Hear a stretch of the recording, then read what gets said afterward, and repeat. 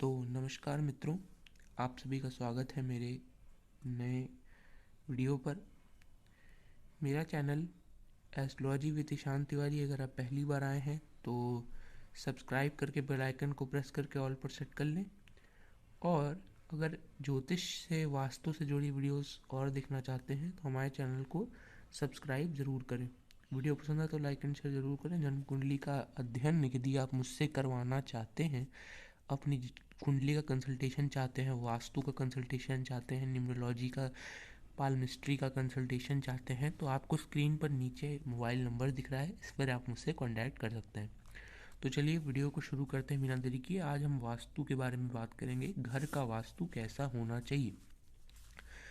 जब आप नया घर लेते हैं तो वास्तु का उसमें ध्यान रखना बहुत ज़्यादा इम्पॉर्टेंट होता है, क्योंकि मैं ये मानता हूँ कि आपकी ग्रह दशा जितनी भी अच्छी हो, पर अगर आपके घर में वास्तु दोष हुआ तो फिर वो भी आपकी तरक्की में बाधक बन जाता है।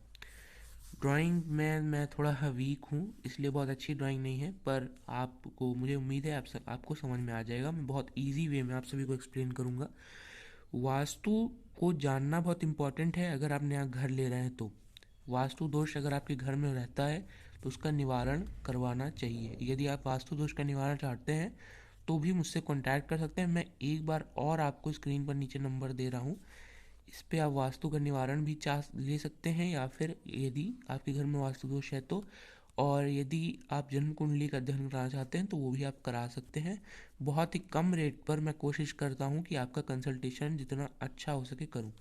तो चलिए शुरुआत करते हैं वास्तु की। शुरू करते हैं, चलिए। ये यहाँ पे मैंने लिख भी दिया है वास्तु, और ये जो है ये घर है आपका। ये आपका घर है। आप अपना जो नया घर है उसका नक्शा जो भी है उसको निकालिए, और उस नक्शे को कुछ इस तरह से, जैसे कि मैंने वीडियो में किया हुआ है, इस तरह से एक ड्राइंग बना लीजिए। इस तरह से बना लीजिए डायग्राम, ठीक।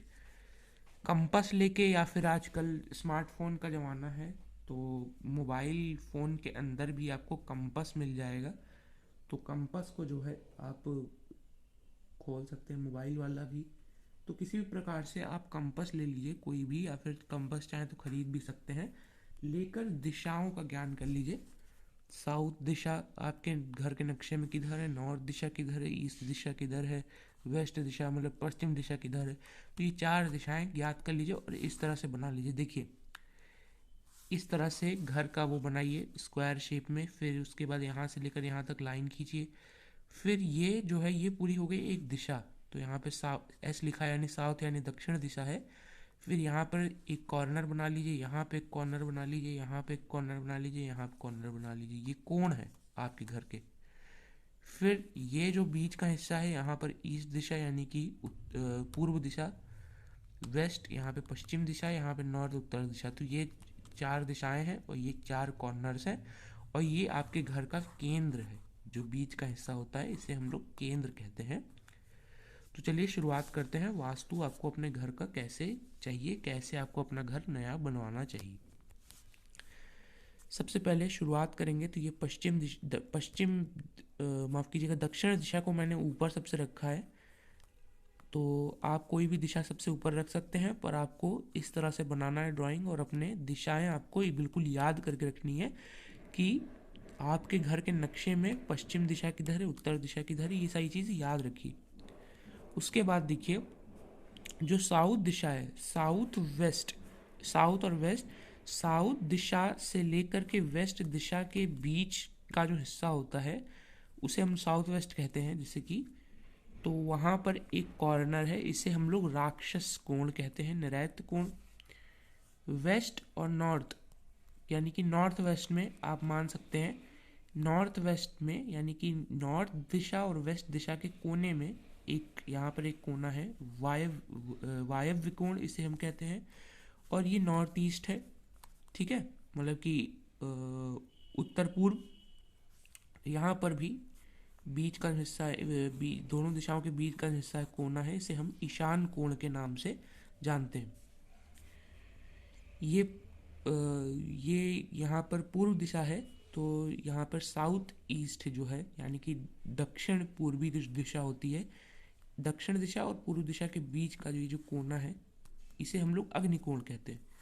तो ये 4 कोने हैं। देखिए, राक्षस कोण में आपको क्या बनाना चाहिए इससे जान लेते हैं। राक्षस कोण जो है ये हमारे घर में लैट्रिन बाथरूम के लिए रहता है। यहाँ पर मैं लिख भी दे रहा हूँ LB करके, ताकि आपको समझ में आता रहे, क्योंकि पूरा लिख नहीं सकता।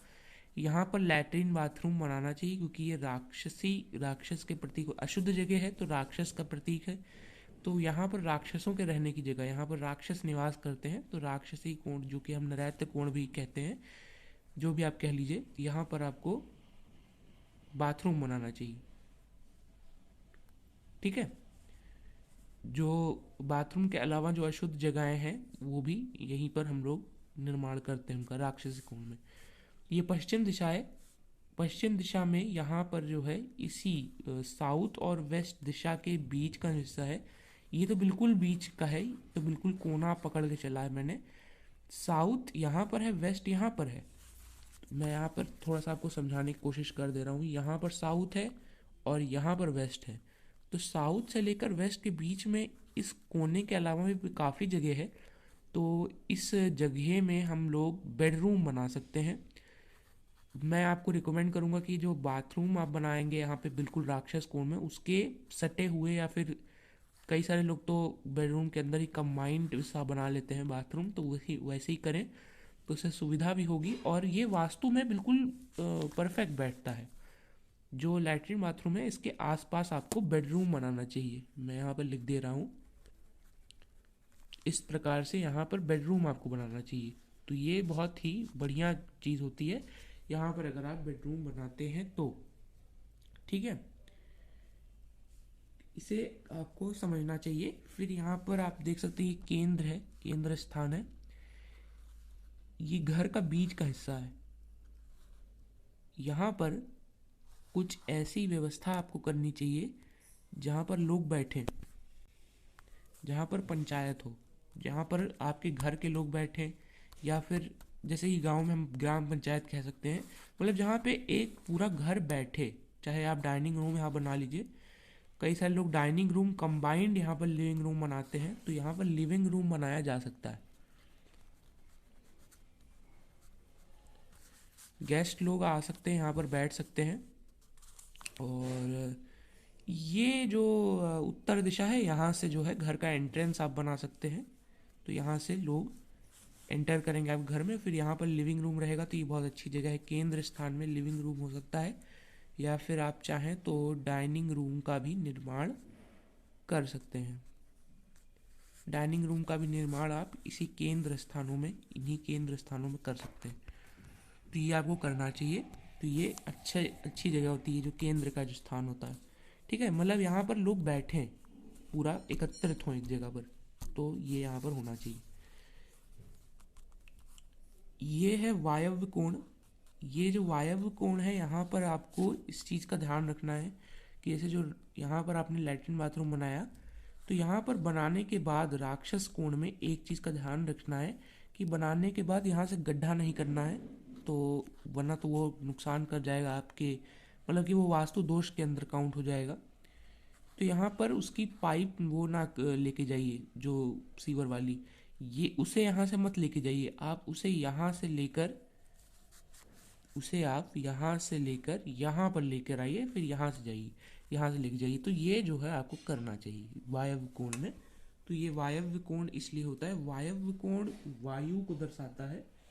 तो वायु से संबंधित पदार्थ हैं, या फिर वायु से संबंधित जो भी द्रव्य वगैरह हैं जो कि वायु को रिप्रेजेंट करते हैं, वायु तत्व को रिप्रेजेंट करते हैं, तो उन्हें आप यहाँ पर कर सकते हैं। तो ये आप कर सकते हैं। यहाँ पर जो वायव्य कोण है, यहाँ पर आप एंटरटेनमेंट रूम बना सकते हैं।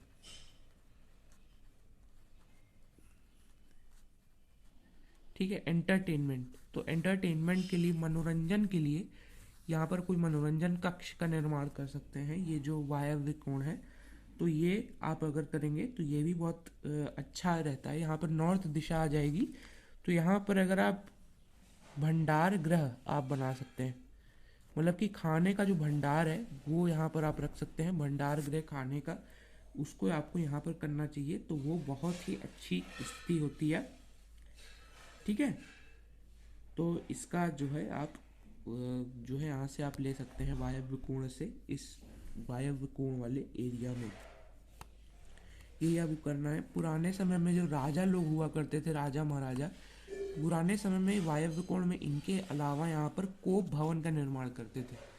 तो हालांकि यदि आप कोप भवन के बारे में जानते होंगे तो आपने रामायण पढ़ी होगी, या फिर जब लॉकडाउन हुआ था कोविड का तो टीवी पर रामायण टेलीकास्ट होता था, तो आपको उसमें दिखा होगा जो कैकेयी थी, जब उसने प्रपंच किया था भगवान राम को वनवास भेजने के लिए, तो वो गई थी कोप भवन। तो वो जो कोप भवन होता है वो भी महलों में वायव्य कोण जो है उस एरिया में बनाया जाता था, लेकिन अब इसका कोई उस टाइप का वजूद नहीं है अब इसका उसका उसको आप रहने से दे सकते हैं, छोड़ सकते हैं।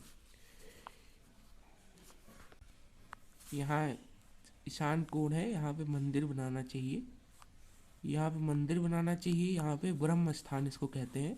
यहाँ पर स्वयं ईश्वर यहाँ पर वास करते हैं ईशान कोण में, ऐसा है। तो इस चीज़ का ध्यान रखें कि ईशान कोण में जो लैट्रिन बाथरूम है उससे संबंधित या फिर कोई अशुद्ध स्थान जो है, अशुद्ध चीज़ जो है वो ईशान कोण पे ना बने, शुद्ध ही रहे। और ईशान कोण को आप जितना हो सके आप साफ सफाई इसकी करते रहिए। अगर ये मतलब गंदगी धूल मिट्टी वगैरह भी जम जाती है तो उससे भी गंदा हो जाता है, तो ऐसा नहीं होना चाहिए। तो यहाँ पर साफ सफाई भी इसकी जारी रखनी चाहिए ईशान कोण में, तो इसका भी आपको ध्यान रखना चाहिए। यहाँ पर आपको पूजा रूम बनाना चाहिए हमेशा। मैं लिख भी दे रहा हूँ आप सभी के लिए ताकि आप सभी को समझ में आ जाए। पूजा रूम, पूजा रूम ईशान कोण में हमेशा होना चाहिए।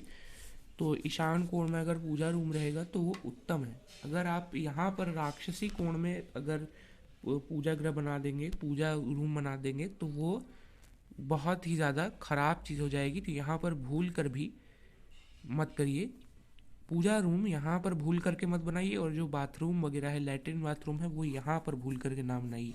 ध्यान रखना पड़ेगा आपको इस चीज़ का, वरना तो आपका वास्तु दोष पक्का है और इसका कोई निवारण नहीं है। अगर मैं कहूँ इसका कोई भी निवारण नहीं है, तो इसका ध्यान रखें सदैव। यहाँ पर जो यदि देखें तो जो ईशान कोण है, ईशान कोण में यहाँ पर पूजा गृह है, तो यहाँ पर आप औषधि कक्ष भी बना सकते हैं जहाँ पर मेडिसिन वगैरह रखी जा सके आसपास कहीं पर भी। यहाँ पर मैं लिख भी दे रहा हूँ, मेडिसिन स्टोर करने के लिए कोई रूम वूम है तो यहाँ पर पूर्व दिशा में मेडिसिन का रूम होना चाहिए, स्टोर रूम होना चाहिए। स्टोर रूम, तो स्टोर रूम जो है general store room, store room का काम ही है चीज़ों को स्टोर आप उसमें कर सकते हैं। एक जनरल सा स्टोर रूम आप बना सकते हैं कि सर्व वस्तु कक्ष जिसे हम कहते हैं, तो उसे यहाँ बना सकते हैं।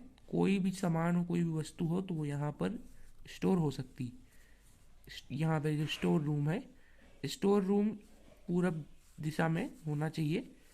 हालांकि साफ सफाई इसकी जारी रखनी चाहिए, वरना तो ये पूर्व दिशा जो है, क्योंकि बगल में ही ईशान कोण है, तो उस पे उसके ऊपर उसका भी इफेक्ट आ सकता है, तो इसका ध्यान देना पड़ेगा। यहाँ पर आप वॉशरूम बना सकते हैं। वॉशरूम, वॉशरूम और टॉयलेट में फ़र्क होता है। टॉयलेट राक्षस कोण में और वॉशरूम यहाँ पर ईशान कोण के आसपास बना सकते हैं। वॉशरूम मतलब कि नहाने का जो गृह है, मतलब जहाँ पर आप नहा सकते हैं, तो उसके लिए यहाँ पर बनाइए। जो पूर्व दिशा है या फिर जो ईशान कोण है इसके आसपास, इसके आसपास कहीं भी, चाहे यहाँ हो चाहे यहाँ हो, तो नहाने के लिए यहाँ बनाइए और टॉयलेट के लिए यहाँ पर करिए राक्षस कोण में। तो इसका आपको ध्यान रखना पड़ेगा। फिर यहाँ पे अग्नि कोण है, यहाँ पे किचन होना चाहिए। किचन सबसे बेस्ट होता है यहाँ पर, यहाँ पे किचन होना चाहिए, या फिर कोई भी चीज़ जहाँ जो कि मतलब कि आग वगैरह जो है उससे संबंधित हो, तो वो चीज़ अग्नि कोण में हो सकती। तो ये जो है बहुत ही उत्तम स्थिति होती है अगर किचन अग्नि कोण में साउथ ईस्ट में बन जाए, तो ये बहुत अच्छी चीज़ है। ठीक है, तो इसका ध्यान रखें, यहाँ पर किचन बना सकते हैं आप अग्निकोण में। तो ये जो अग्निकोण है, इसी में आप जो है किचन वगैरह भी हो सकता है यहीं पर। और अगर कोई विशेष चीज़ का या फिर अगर कोई एक्सपेंसिव चीज़ का, किसी महंगी चीज़ का अगर स्टोर रूम बनाना चाहते हैं तो वो यहाँ पर बना सकते हैं अग्निकोण में, या फिर उसके आसपास बना सकते हैं। या फिर वैसे भी तो सर्व वस्तु कक्ष है, तो इसमें जो है आप चाहे एक्सपेंसिव चीज़ हो या फिर चाहे कोई भी ऐसी वैसी चीज़ हो, तो स्टोर रूम जो पुरानी है तो उसको यहाँ पे करना चाहिए। बहुत ज़्यादा पुरानी चीज़ें यहाँ पर अगर हो जाएंगी तो ये आपके जो जन्म कुंडली है, बर्थ चार्ट है, तो उसमें राहु को रिप्रेजेंट हो जाएगा यहाँ पर। तो राहु आपके खराब हो सकते हैं ऐसी परिस्थिति में, तो इसका ध्यान देना है। कोई हार्मफुल चीज़ें हैं जैसे कि नाइफ वगैरह है, चाकू वगैरह है, तो इस ये सारी चीज़ें जो है आपको करनी चाहिए। अब यहाँ पर देखिए दक्षिण दिशा है, यहाँ पर सीढ़ियों का आप निर्माण कर सकते हैं। लैडर हैं, सीढ़ियाँ हैं, तो उन्हें आप यहाँ पर बना सकते हैं। ऊपर नीचे आने जाने वाली उन्हें आप बना सकते हैं। सीढ़ियों का निर्माण आप दक्षिण दिशा में अथवा पश्चिम दिशा में कर सकते हैं। पर इसका सदैव ध्यान रखें कि अगर सीढ़ी बना रहे हैं तो सीढ़ी किचन के ऊपर, मतलब सीढ़ी के नीचे किचन नहीं होना चाहिए। किचन के ऊपर कभी भी सीढ़ी मत बनाइए। पूजा रूम के ऊपर तो कतई नहीं, किचन के ऊपर बना लीजिए, कहीं भी बना लीजिए, कि पूजा रूम के ऊपर तो कतई मत बनाइए। इसके बारे में मैं आपको वार्न कर दे रहा हूँ। पूजा रूम के ऊपर कतई सीढ़ियों का निर्माण मत करिएगा। किचन के ऊपर कुछ बहुत ज़्यादा विषम परिस्थिति आ गई तो किचन के ऊपर कर दिया, पर पूजा रूम के ऊपर चाहे कुछ भी हो जाए, पूजा रूम के ऊपर कभी भी सीढ़ियों का निर्माण मत कीजिएगा। और अगर सीढ़ियों के नीचे पूजा रूम आ रहा है तो वहाँ से पूजा रूम हटाकर कहीं और कीजिए, या फिर जो ऊपर सीढ़ियाँ हैं उन्हें हटाइए, वहाँ से कहीं और लगवाइए। इसका ध्यान आपको हमेशा रखना पड़ेगा वास्तु में। बेडरूम के ऊपर भी यही है, बेडरूम के ऊपर भी सीढ़ियों का निर्माण ना कराएं। बेडरूम के ऊपर विषम परिस्थिति आ गई बहुत ज़्यादा तब करा दिया, किचन के ऊपर करा दिया, पर पूजा रूम के ऊपर कतई मत कराइएगा, चाहे कुछ भी हो जाए। इसका हमेशा ध्यान रखिएगा इस चीज़ का। ये पूरा इस प्रकार से घर का हमारा वास्तु होता है। ठीक है, इस प्रकार से हमारे घर का पूरा वास्तु होता है। तो मैं यहाँ पर कह रहा था, यहाँ पे दक्षिण दिशा है, तो ये जो दक्षिण दिशा है यहाँ पर आप लोग कोई वेपनरी ऑब्जेक्ट जो है, कोई डेंजरस चीज़, मैं यहाँ पर लिख दे रहा हूँ,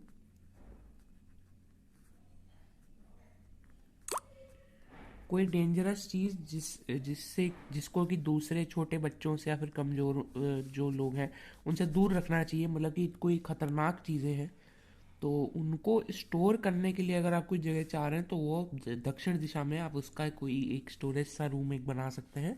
तो वहाँ पर वो जो जितनी भी डेंजरस वेपनरी जो जितनी भी चीज़ें हैं उन्हें वहाँ पर स्टोर कर सकते हैं। तो इसका ध्यान रखें।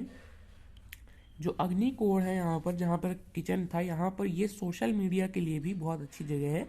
अगर आप सोशल मीडिया इन्फ्लुएंसर बनना चाहते हैं या फिर अगर आप सोशल मीडिया में सक्सेस करना चाहते हैं, आप यूट्यूब वीडियोस बनाते हैं, इंस्टाग्राम पे वीडियोस डालते हैं, फेसबुक पे वीडियोस डालते हैं, तो अग्नि कोण में हमेशा डाल के बनाइए। या फिर कोई भी ऐसा कार्य जो आप करते हैं जिससे कि आपको पब्लिसिटी मिले, जिससे कि लोग आपको देखें, पब्लिक अननोन लोग, पब्लिक आपको जाने, आपको देखे, कोई भी ऐसा कार्य करते हैं तो उसको अग्नि कोण में करिए। ठीक है, पढ़ाई लिखाई जो व्यक्ति करता है तो उसकी वही बात होती है, लेकिन उसको अग्निकोण में नहीं करना चाहिए। लेकिन जो चीज़ जैसे पब्लिसिटी सोशल मीडिया पे या फिर इंटरनेट पे अगर आप चाहते हैं तो वो अग्निकोण में रह रह कर करिए, क्योंकि अग्नि जो है हर जगह प्रेजेंट होती है, चाहे जितना भी अंधेरा हो पर अग्नि कहीं भी होगी, दिखाई दे जाएगी। तो अग्निकोण में अगर आप चाहे कहाँ कहीं पे भी हो पर आप दिख जाएंगे लोगों को, तो अग्निकोण में रहकर ये सारा कार्य आपको करना चाहिए। ठीक है, इसका ध्यान रखें। इस चीज़ का हमेशा ध्यान रखें कि जो वॉशरूम है जहाँ पर नहाया जाता है, कि ये पानी से संबंधित है। नहाना हम लोग पानी डाल के ही नहाएंगे, क्योंकि भाई दूध से तो कोई हम नहाते नहीं हैं, हम लोग पानी से ही नहाएंगे। पर अगर ये पानी अग्नि से कोई संबंध बना ले तो ये अग्नि को बुझा देता है। अग्नि कोण में पानी से रिलेटेड कोई भी चीज़ नहीं होनी चाहिए, इसका हमेशा ध्यान रखें। तस्वीरों के ऊपर एक बात कर लेते हैं। एक तस्वीर होती है जिसमें कि जैसे कि वाटरफॉल हो रही है, तस्वीरें जो हम अपने घर में फ़ोटोज़ लगा देते हैं, पोर्ट्रेट लगा देते हैं दीवारों पर, उसका भी वास्तु में एक उसका भी स्थान है। जैसे कि एक तस्वीर होती है, जैसे कि माउंटेन से पानी गिर रहा हो, वाटरफॉल हो, तो उसकी तस्वीर अग्निकोण में ना लगाएं, क्योंकि वो पानी को रिप्रेजेंट कर रही है और वो अग्निकोण से संबंध बनाएगी या फिर अग्निकोण के आसपास रहेगी, तो वो नुकसान पैदा करेगी। यहाँ पर नेगेटिव ऊर्जा पैदा होगी और फिर वो घर में रहने वाले हर सदस्य के ऊपर वो अपना खराब इफेक्ट डालेगी। किचन में पानी रहना चाहिए, वॉश बेसिन वगैरह किचन में रहता है, तो इसलिए हम लोग अब ऐसा नहीं कर सकते। पर किचन में इसका ज़रूर ध्यान रखिए कि जो गैस चूल्हा है, गैस चूल्हे के बगल में या फिर उसके बहुत ही करीब में जो है कोई बेसिन मत बनाइए, वरना तो वो भी एक नेगेटिव ऊर्जा आपके पूरे घर में भर देगा। तो इसका सदैव ध्यान रखें, वो नेगेटिव ऊर्जा आपको तरक्की से रोकेगी, इसका आपको ध्यान रखना पड़ेगा। जो घर का एंट्रेंस है, जहाँ से आप घर में एंट्री करते हैं, ये यहाँ पर मैं लिख भी दे रहा हूँ, उत्तर दिशा में, जैसे कि मैंने बताया था एंट्रेंस। घर में आप एंट्री करते हैं, एंट्रेंस करते हैं, तो वो जो एंट्रेंस है उसके वहाँ पर कभी भी घड़ी मत रखिए। जो घड़ी हम लोग क्लॉक लगाते हैं टाइम देखने के लिए, एंट्रेंस के ऊपर, जस्ट ऊपर, वहाँ पर घड़ी मत रखिए। घड़ी आप लिविंग रूम में, डाइनिंग रूम में, इस सब जगहों पर रख सकते हैं। पूजा रूम में घड़ी रख सकते हैं। अगर पूजा रूम में घड़ी रख रहे हैं तो उसका सदैव ध्यान रखें कि वो घड़ी या तो फास्ट हो, जो एक्चुअल टाइम है उससे थोड़ा घड़ी में फास्ट टाइम, मतलब कि आप उसमें सेट करें टाइम, या फिर वो बिल्कुल एक्यूरेट टाइम हो। स्लो नहीं होना चाहिए, टाइम से स्लो, या फिर कभी कभी तो घड़ी एकदम मंदी हो जाती है, क्लॉक, वॉल क्लॉक एकदम मंदी हो जाती है, तो ऐसी घड़ियों को पूजा रूम में ना रखें, क्योंकि वो काल का प्रतीक है वो घड़ी। और अगर वो पूजा रूम में रहेगा और वो रुका रहेगा तो वो भी नेगेटिव एक ऊर्जा हमारे घर में भर सकता है, हमारे घर के सदस्यों में। तो इसका ध्यान आपको रखना पड़ेगा, ठीक है। ये सारी चीज़ें आपको ध्यान में रखनी पड़ेगी। स्टडी रूम अगर बच्चों के लिए बनाना चाहते हैं, जहाँ पर बच्चे आपके पढ़ाई करें, तो वो भी आप दिशा, माफ़ कीजिएगा, पूर्व दिशा में बना सकते हैं। स्टडी यहाँ पर मैंने लिख दिया है, मैं यहाँ पर नीचे, यहाँ पर स्टडी रूम, तो ये स्टडी रूम है, तो यहाँ पर आप स्टडी रूम पढ़ने के लिए यहाँ पर बैठ सकते हैं। पढ़ते समय आपका मुंह उत्तर दिशा की ओर होना चाहिए, क्योंकि माता सरस्वती का प्रतीक है जो पढ़ाई लिखाई होती है। तो माता सरस्वती की प्रिय दिशा यहाँ पर उत्तर दिशा है। तो आपको उत्तर, विद्यार्थियों को कहीं भी बैठे हों, उत्तर दिशा की ओर मुंह करके बैठना चाहिए। राक्षस कोण में कभी भी विद्या अर्जन नहीं करना चाहिए। बेडरूम में, मतलब कि जैसे कि जो राक्षस कोण है, जहाँ पर बेडरूम तो ठीक है, पर जहाँ पर लैट्रिन बाथरूम है उसके आसपास विद्या अर्जन करने से वो जो राक्षस हैं जो उस जगह पर रहते हैं वो एक्टिवेट रहेंगे, तो वो पढ़ाई में विघ्न पैदा करेंगे, अवरोध उत्पन्न करेंगे। इसका ध्यान आपको रखना पड़ेगा। तो ये है आपके घर का कंप्लीट वास्तु, ये आप देख सकते हैं, ये आपको करना चाहिए वास्तु में, मतलब आपको इस प्रकार से अपना घर बनवाना चाहिए। तो ये था संपूर्ण घर का वास्तु। तो उम्मीद है आप सभी को वीडियो पसंद आया होगा। अगर वीडियो पसंद आया तो लाइक करें, शेयर करें, चैनल पर नए हैं सब्सक्राइब करके बेल आइकन प्रेस करके ऑल पर जरूर सेट कर लें। वीडियो पसंद है तो लाइक एंड शेयर जरूर करें। जन्म कुंडली का अध्ययन चाहते हैं तो फिर से तीसरी बार मैं आपको स्क्रीन पर नीचे नंबर दे रहा हूँ, इस नंबर पर आप वास्तु का निवारण, जन्म कुंडली का अध्ययन, हस्तरेखा का अध्ययन, न्यूमरोलॉजी का परामर्श इत्यादि सारी चीज़ें मुझसे करवा सकते हैं। मैं बहुत ही कम रेट पर कोशिश करूँगा कि जितना कम हो सके उतने रेट पर आपको मैं लूँ और आपसे चार्ज करूँ, और मैं आपको जितना अच्छा हो सके मैं आपको कंसल्टेशन दूँ, ताकि आपका जो लाइफ है वो अच्छे से मैनेज हो सके। क्योंकि ज्योतिष और वास्तु दोनों का अपना एक रोल है उसमें। तो ये वास्तु के ऊपर वीडियो था, ज्योतिष तो हम आगे चर्चा करते ही रहेंगे। तो नमस्कार, ओम नमः शिवाय, आपका दिन शुभ हो।